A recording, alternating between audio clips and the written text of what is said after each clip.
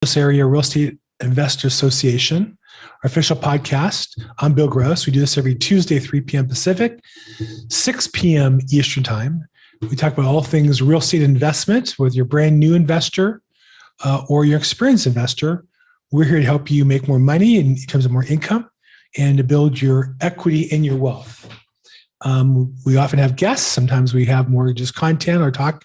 It's meant to be participative. So if you're on the call, feel free to raise your hand. If you're on the Zoom call, raise your hand, ask questions. Love to have you participate. We live stream this onto YouTube and Facebook as well. If you have questions there while it's live, put your questions in the chat box and we will do our best to get to them there as well. But it's always best to come directly to the Zoom if you can. Look below for the details, or you probably got an invitation in your email. And I see just popped in is our guest today, Shiva. Let me see if I can get you added in. Oops. Missed that one. Let's see here. Add spotlight. There you go. Shiva. So I'm really excited to have today as a guest somebody who I met. I'm a real estate broker. I work with different investors and vendors all the time. And I find myself talking to Shiva Bhaskar, who is the proprietor of Tier 1 Credit. And I'm just really excited at the opportunity of sharing him with people who are looking to either themselves get the credit qualified to get better deals or to bring their customers to get better service. So Shiva, welcome to our call today. Thank you, Bill. Thanks for having me. And you are an attorney.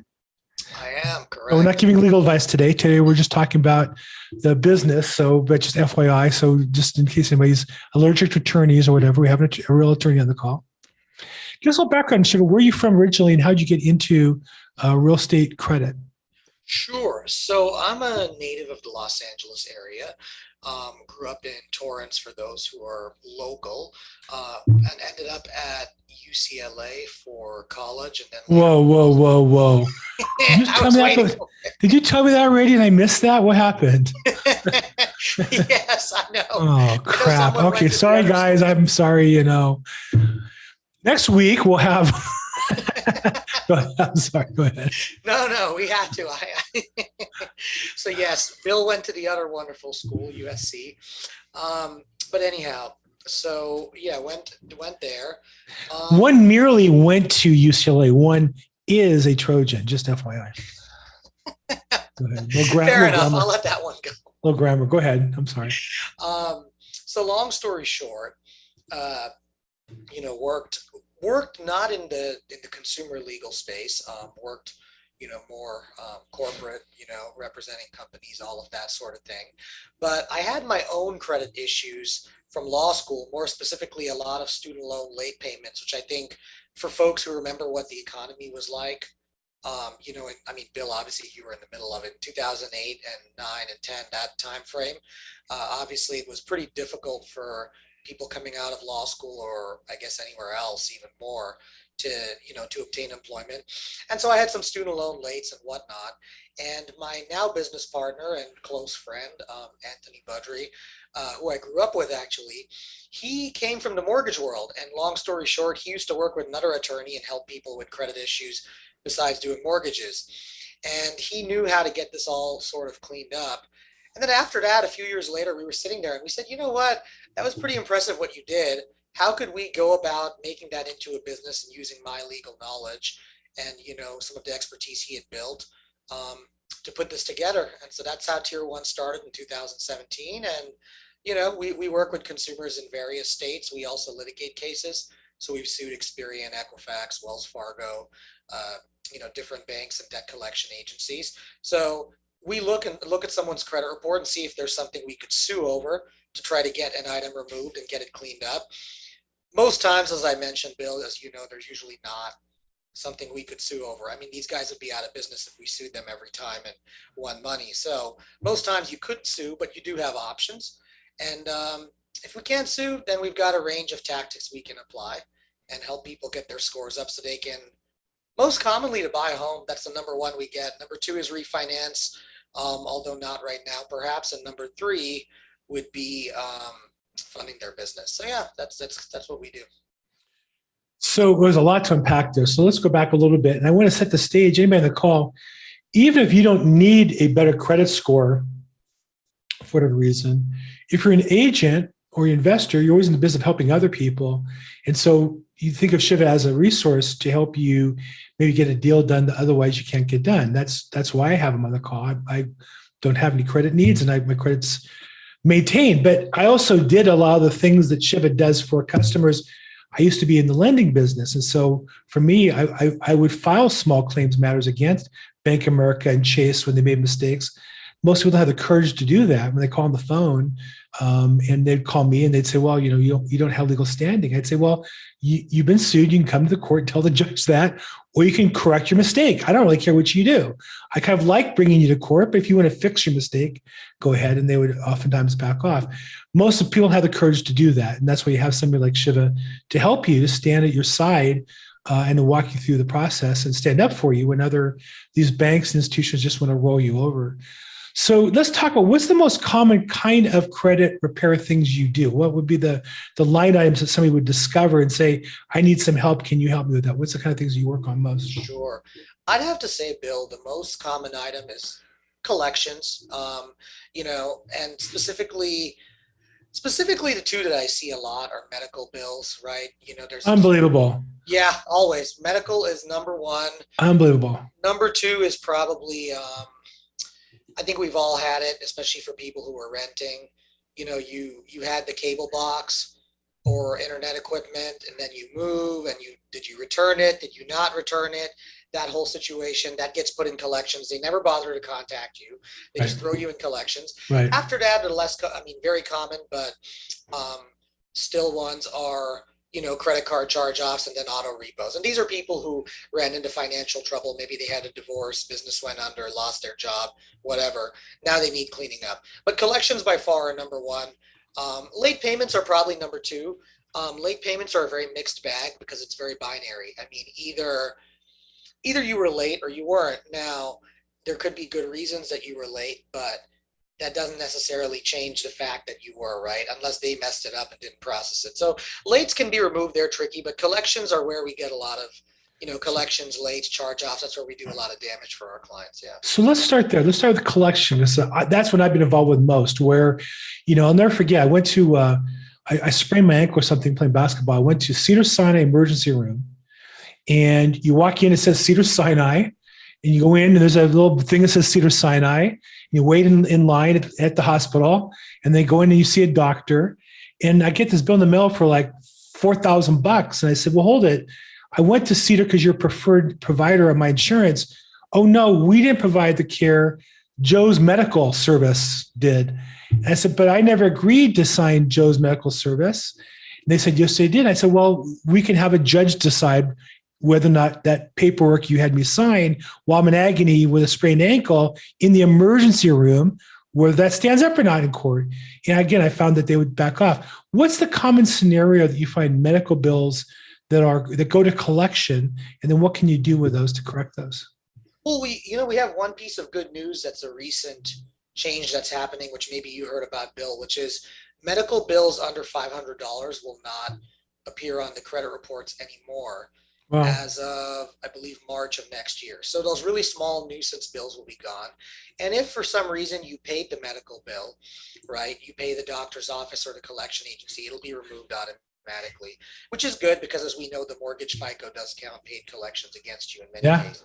Yeah. So those are two good changes because, I mean, ultimately it's not, most consumers don't choose to get hurt and incur a bunch of medical bills. So that's one change. Now, with larger items, you've got a few things. The best thing anyone can do first is contact their insurance because, insurance often, for better or for worse, that's the way that we deliver healthcare in this country. And if you contact them, you may be able to get them to pay or point out, hey, this was miscoded, this was wrongly done, I believe this should be reimbursed. And very often insurance will in fact agree to work with you. Another option is to tell the collection agency, look, I'm not going to pay you, but if you want to send it back to the doctor's office, I'm happy to pay them. And one thing that works here is that we often raise with them is we say, hey, we think that HIPAA and some of the other compliance might not have been properly followed, which it often hasn't been. So no, whether it's Cedars or whether it's your local doctor's office, nobody wants to deal with that. I mean, it's massive liability for them. So they might say, okay, you know what? We'll fire the collection agency and take it in-house. And as a practical matter, what often happens is that's the only collection agency they know. So the debt maybe gets let go, or you just settle it for less. So those are a few things that work. But, working with us, I mean, I've sued some of these companies. We've sued CMRE, who actually does a lot of Kaiser and Sequoia, some of those. So often we just send a letter and say, look, we represent this consumer. Their power of attorney is attached to the letter. We believe this is erroneous, and there's always something erroneous with a collection. There's always a problem. Please go ahead and remove it. We won't take legal action. And very often, us doing that, that's how we deliver. But if someone's working on their own, there are tactics for sure, like what I just mentioned. So yeah. Well, when you say that, because I know CMRE, I had a conflict with them.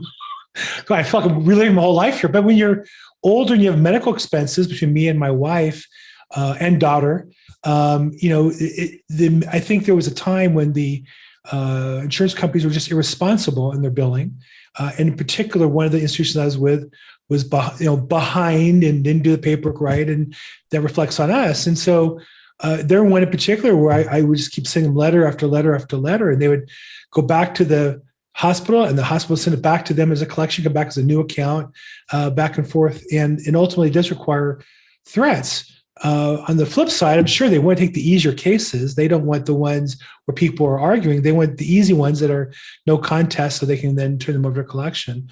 So what's the basis? Let's say you have something where, it goes back 3-4 years. I had one where it literally was, I think, at least 5 years. And I just said to him, I don't have the records going back that far. I'm sure I paid whatever bills I ever received from any vendor. I have no outstanding debt to anybody.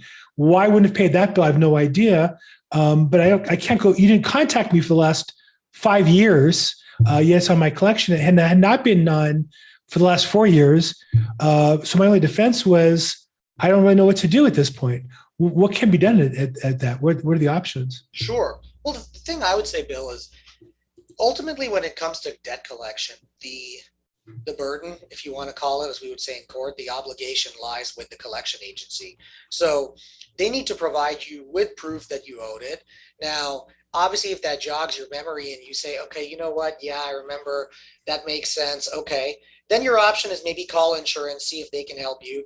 If not, sometimes it just makes sense to pay it. And I say that because, we've had people who have, if someone comes, when wearing sort of, your hat of being in the mortgage world, if someone came to you with a $400 collection for a medical bill and another for $300, and those are their accounts, very often it's going to make more sense to be like, hey, you know what, pay this, it's going to get removed. It's 400, they'll take 150 or 200 instead of spending the next 6 months fighting about it. So that's one thing I would say. We do like to think from a practical standpoint. And I tell loan officers all the time, look, I mean, this person's buying a $700,000 house. I'm assuming they have enough money to pay these 2 small medical bills. That may be the best bet, whether who's right or who's wrong. But they have to meet the burden of proof. They have to provide you with that. You can also look at the credit report and see what mistakes they have. For example, TransUnion and Experian almost always will list different dates that the collection was opened. It's a weird thing with their computer algorithm. One will say the 5th of the month, the other will say the 1st. Now you might say, okay, well, is that a big deal? I would argue it is. I mean, the law doesn't say the credit report should be possibly accurate or slightly accurate. It says maximally accurate. That's the exact language. And so by law, under the Fair Debt Collection Practices Act, if everything is not maximally accurate, they don't have a good reason why, they have legal liability. Now, we wouldn't go sue them over some small data point like that. It's arguably bordering on frivolous, but as a matter of getting it removed, we'll go through the credit report, look at each line, see what doesn't match, and point that out. And I think you mentioned something earlier, which I think is kind of the key to all this. If you ran a collection agency and you've got 100,000 accounts, do you really want to spend time on the few hundred people who have a lawyer or maybe a credit repair company helping them, or the other 99,000 that don't have anyone, of which some portion are collectible?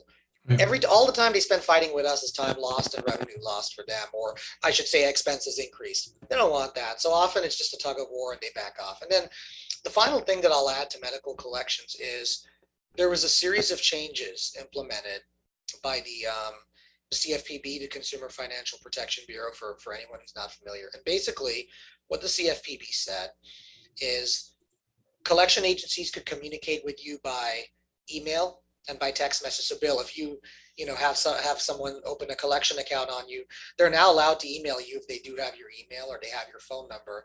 The thing is, you can specify the time of contact. You can say you could only email me between 1 p.m. to 4 p.m. So one thing we do to mess with these guys and help our customers is we put very specific instructions like, hey, you can only email or text between 1 and 3 p.m. What do? Well, they have an automated system, as you might guess, and it just spams you at whatever hour they want it to, within business hours. And now they've messed that up and violated it. And it's something we can sue on, get the collection removed, get the consumer $1,000. So a lot of times it's not just fighting them head on. It's kind of, coming another way where they don't see you coming and going after them that way. So that's something we do as well. And it's even better, right? If they can pay our consumer and then they pay our fee, the consumer doesn't have to pay us. It's a win-win. So for sure. In the case where it's a small collection that you're saying we might as well pay it, can you negotiate with the collection agency to delete the item when it's paid, or is it going to show as paid collection on the credit? Sure. So, as we said with medical, obviously it'll come off anyway within 30 days. But to your point, let's do non-medical. That's new. That's a change in the law from when I was. That is a change, yeah, and it's a very recent change. It only took effect in May or June of this year. Wow, so that's good news. Super recent, yeah.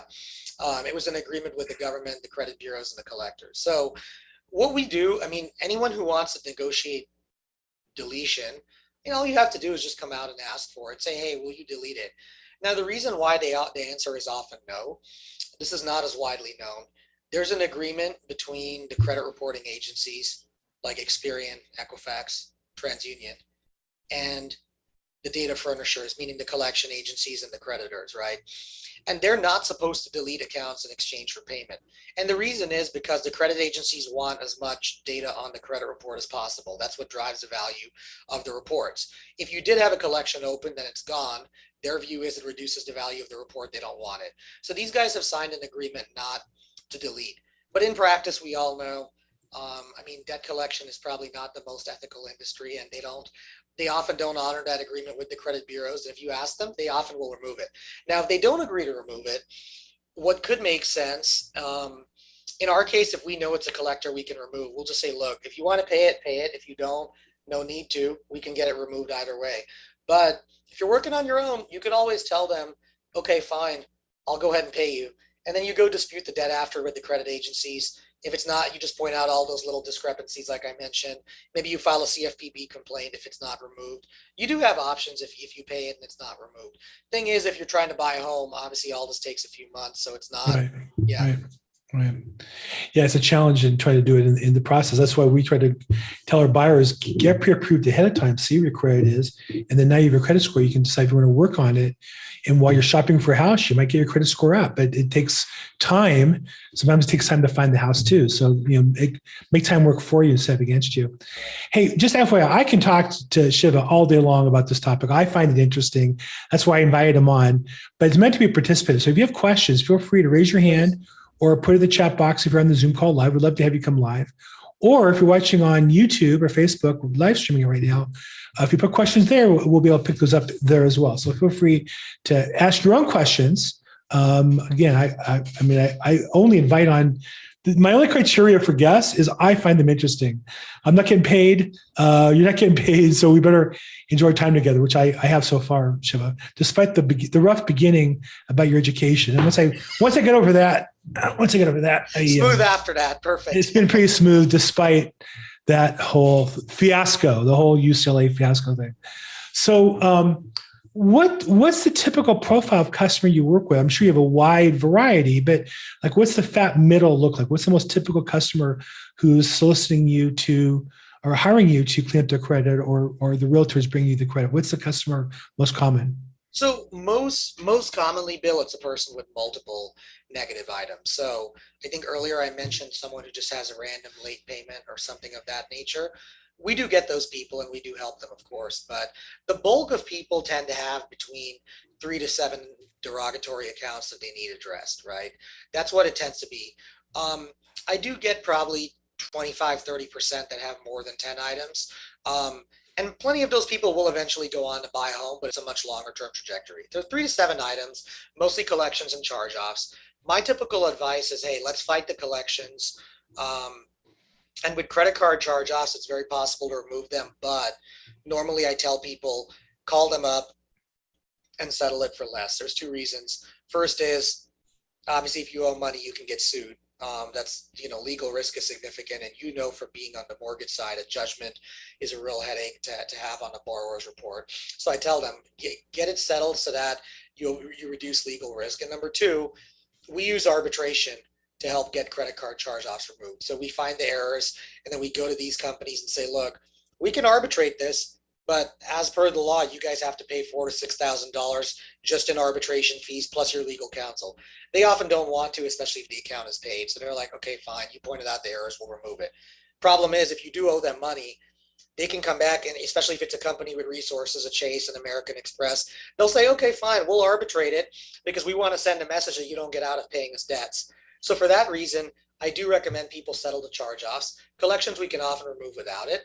And the process takes 4 to 8 months. We have everyone sign a power of attorney, limited power of attorney with our firm. So that way it's not, if I were helping, Bill doesn't need it, but let's say I were helping Bill with his credit. It's not a letter coming that says, hi, this is Bill Gross. There's error on my credit. It's a hi, this is Shiva Bhaskar and his law office representing Bill Gross. Obviously, that's more aggressive. On it. Nobody likes that letter. Nobody wants that letter. Nothing personal. Shiva, you're a nice guy. Yeah, I know. Nobody wants a letter from you on your letterhead. You don't send that to your mom. You don't send that to your friends. It's not a holiday card for sure. That's definitely the case.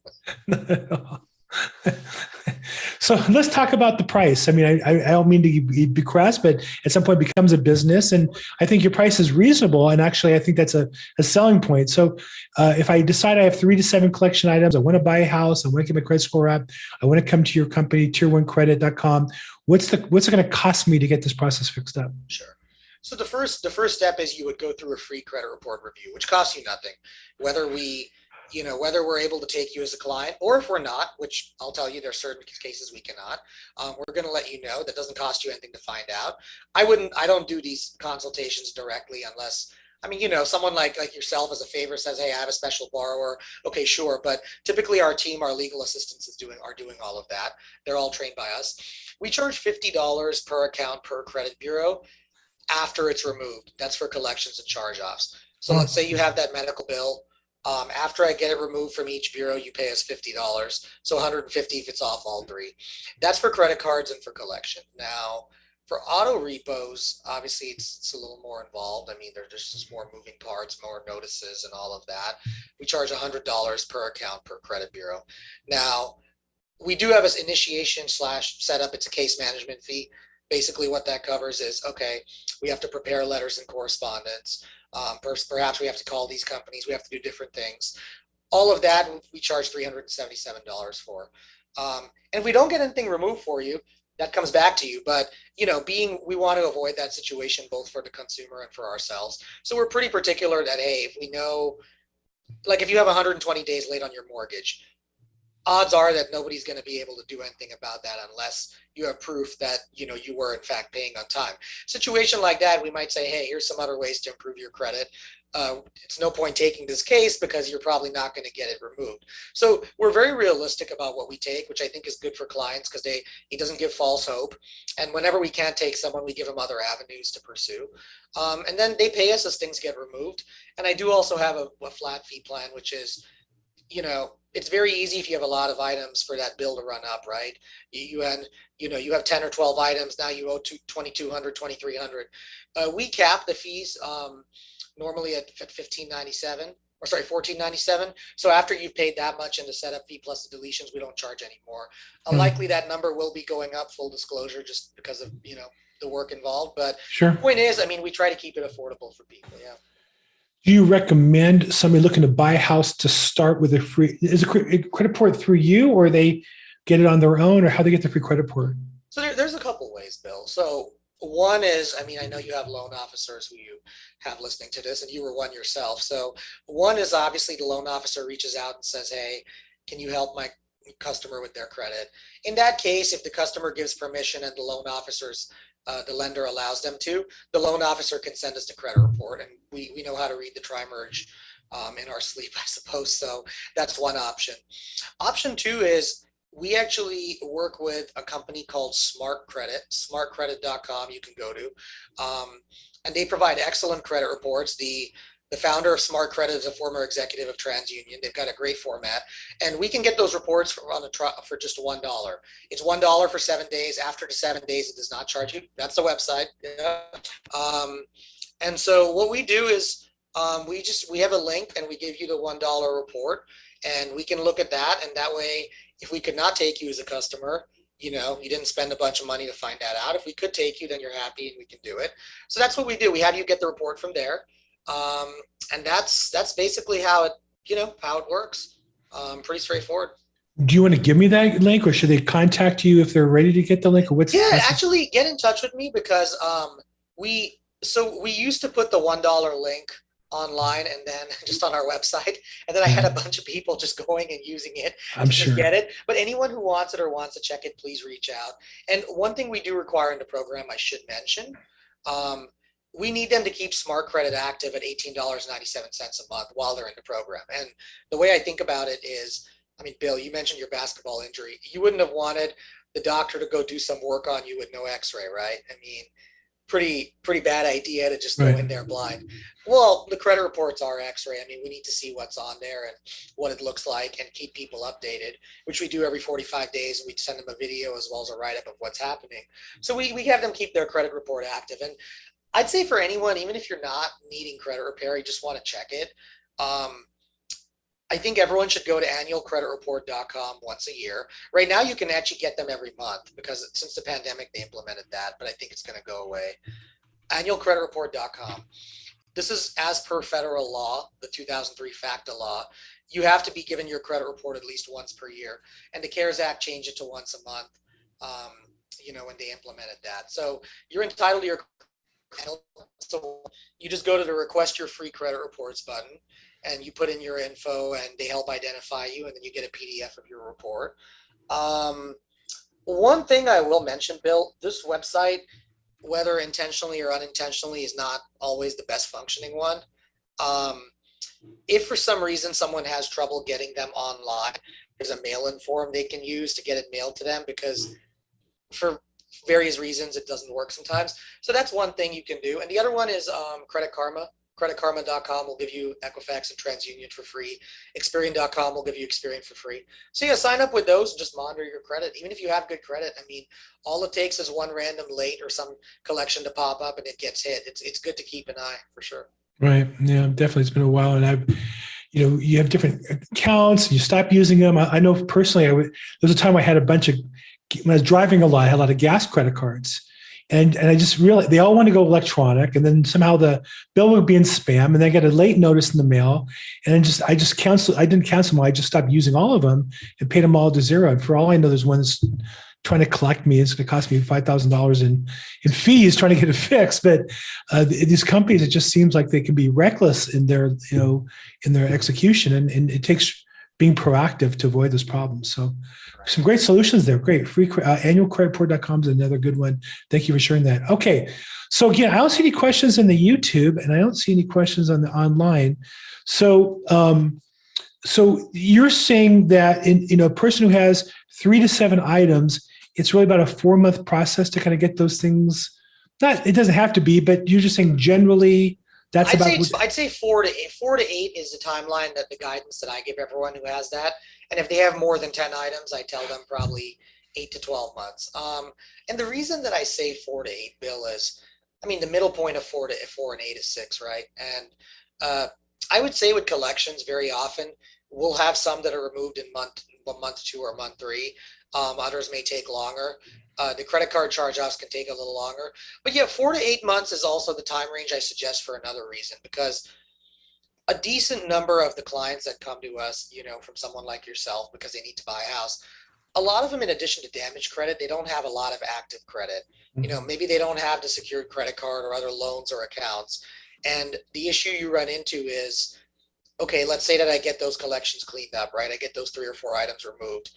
You could be looking at someone who basically has very little credit outside of it. It's a very thin file. So I'd say 4 to 8 months gives at least some time to start building some more credit, which is something we recommend in the program, Mm, because I did used to, I've told people, I've had the scenario before.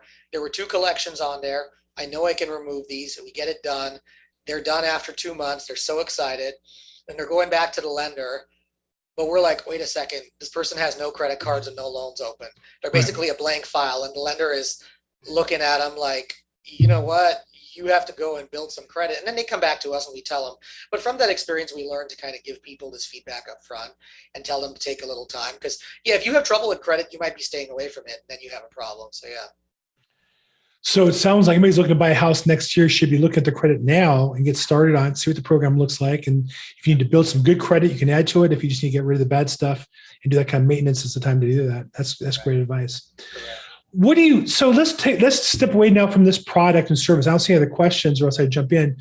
Let's talk about it from a business point of view. You get referrals from real estate agents, investors, and mortgage lenders and such.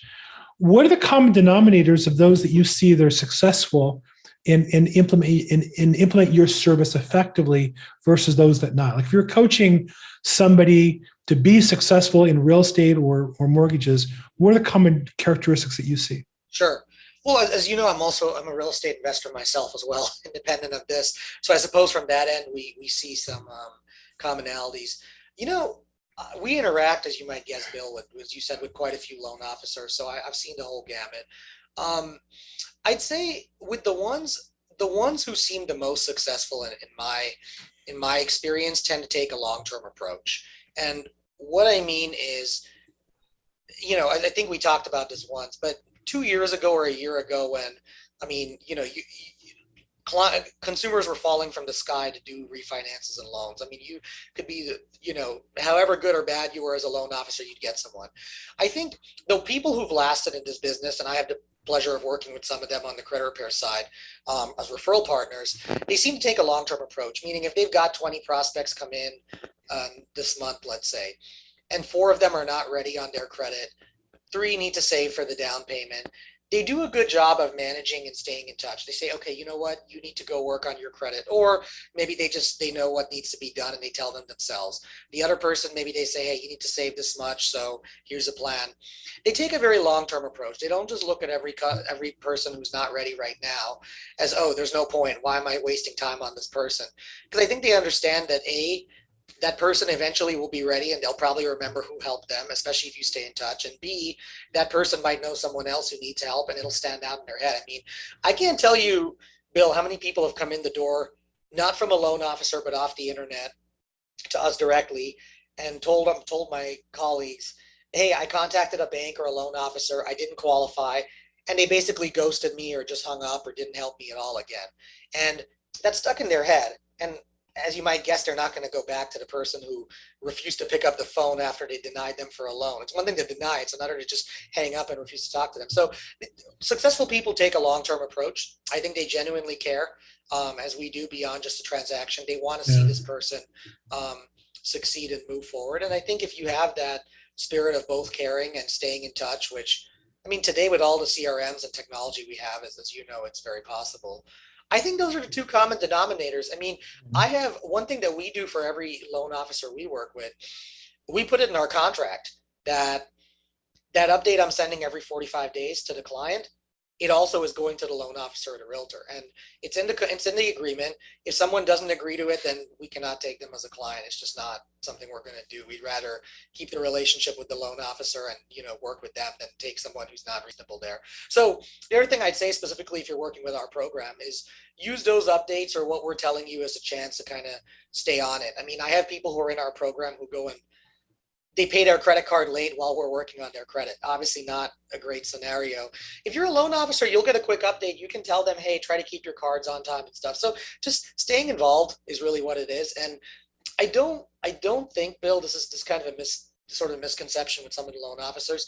I don't think that only a new loan officer or someone who doesn't have a lot of business would do this. I mean, we work with a firm out of Pittsburgh, not a firm, I should say, one loan officer who I think last year was averaging 25, 30 purchase mortgages a month. I mean, one guy with one assistant. I mean, unbelievable volume, very well known in the community in Pittsburgh.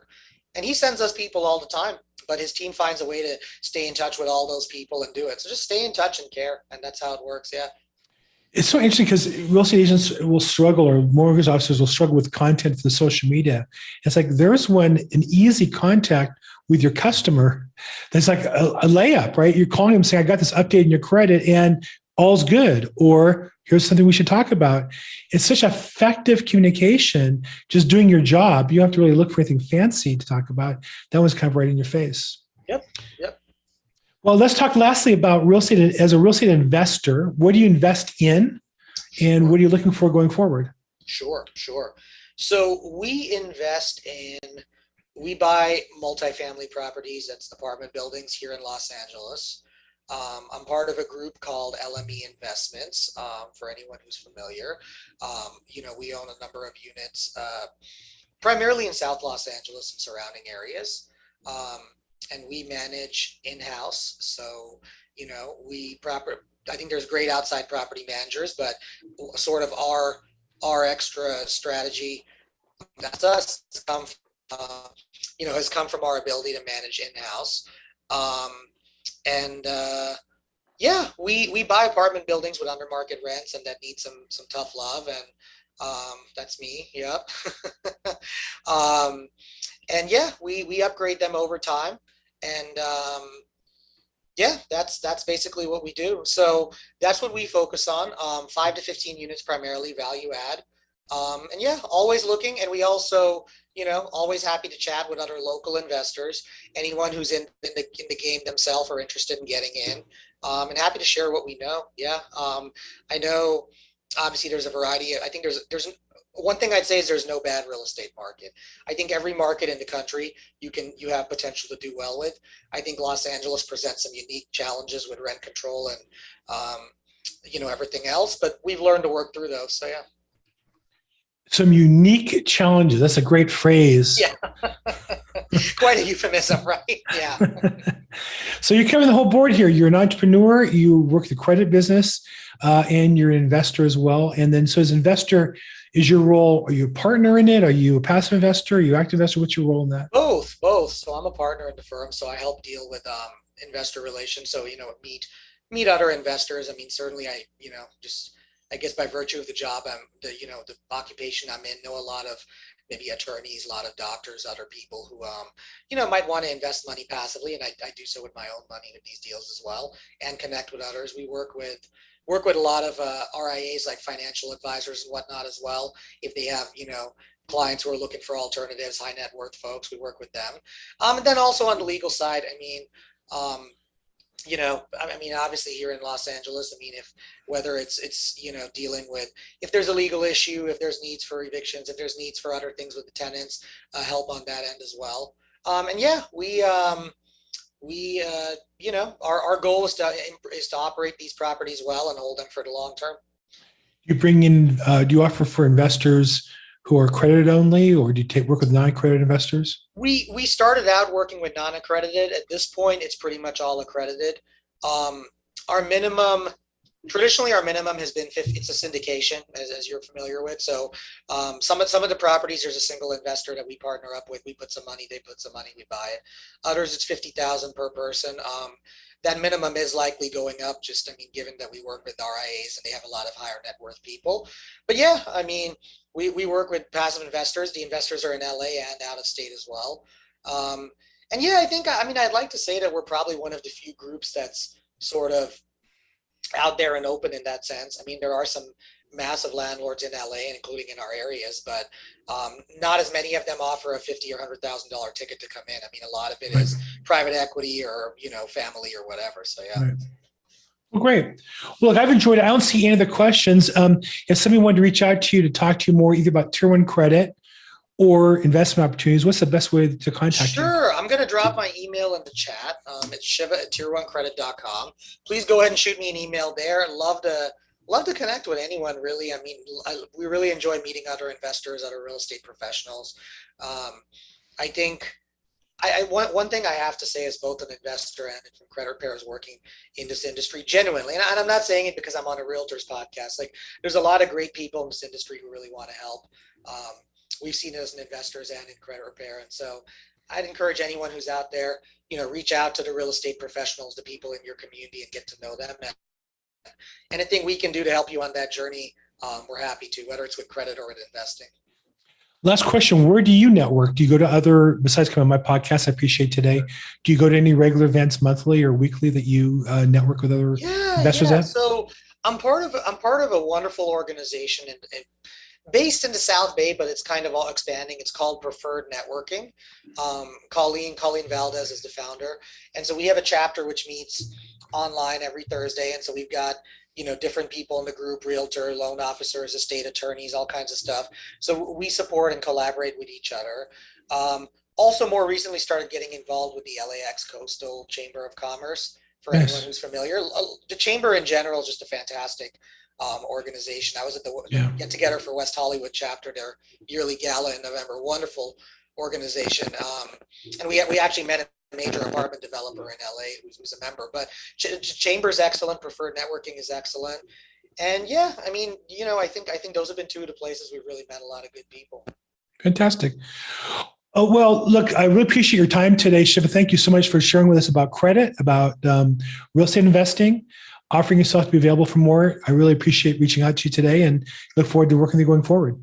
Hey, Bill, thanks so much for having me on. And appreciate the opportunity. And anyone who wants to reach out, you've got my email there. Please visit our website or get in touch with me by email. I'd love to connect more. Or connect to me and I'll put you guys back together again. But Shiva at tier1credit.com is a preferred email. And then I appreciate it. Well, thank you so much. And for the rest of us, look, this is the official podcast for the LA Area Real Estate Investors Association. We have a monthly meeting in the Culver City area on the second Thursday of the month. We just had it last week. So this coming event in January, second Thursday, will be the 12th, 6 through 9:30. And our guest speaker is Abbas Mohammed, who is a real estate multifamily syndicator. So if you're interested in investing, like Shiva talked about, as a passive investor, but he also deals with non-accredited investors, meaning less than certain income requirements, then that's an opportunity for you to come to. And it's free. I go to that every month. It's an event where there's about 250 people in the room. It was a class setting. So Boss will give the class this coming month. And then there's a vendor expo with about 50 vendors. For my money, it's the best networking event live in Los Angeles on a monthly basis. So it's free, LAREIC.com. If you're registered for this or you get the email from Lloyd Siegel, that's the official organization. So again, thank you for everybody who participated. Shiva, again, thank you for being part of it and sharing with everybody today.